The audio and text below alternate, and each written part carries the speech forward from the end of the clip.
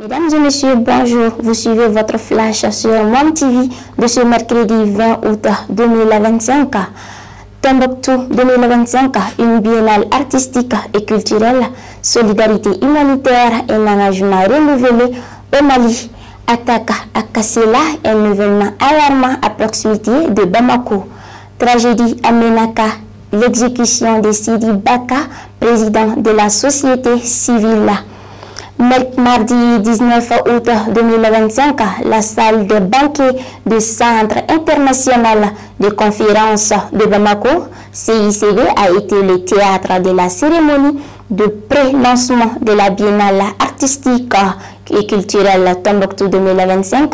Cet événement a été présidé par le Premier ministre et le ministre de l'Artisanat, de la Culture, de l'Industrie hôtelière et du tourisme, M.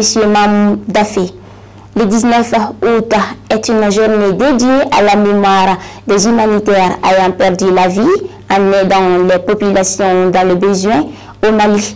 La célébration de la journée mondiale de l'aide humanitaire se déroule sous le thème « Agir pour l'humanité ». La cérémonie s'est présidée par le ministre de la Santé et du Développement social en présence du coordinateur humanitaire, des chefs d'agence du système des Nations Unies ainsi que de nombreux acteurs humanitaires. Bamako, 19 août 2025, selon les sources locales de la localité de Kassela, située à seulement 58 km de Bamako, a été la cible d'une attaque dans les environs de 20 heures. Cette localité, qui a déjà connu des tensions sécuritaires dans le passé, se retrouve une fois de plus au cœur d'une situation préoccupante. Les autorités locales de la population sont en état d'alerte, craignant que cette attaque ne soit qu'un signe d'escalade de violence dans la région.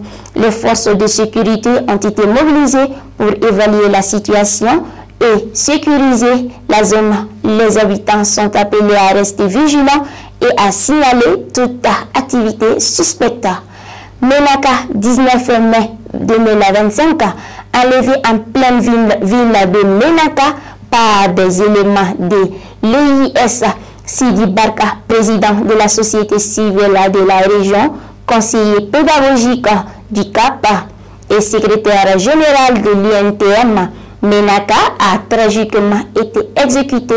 Que Dieu, dans sa miséricorde infinie, accueille son âme ainsi que celle des autres otages exécutés, leur accordant le repos éternel au paradis. Merci à vous de nous avoir suivis. Bonne suite de programme sur Mon TV.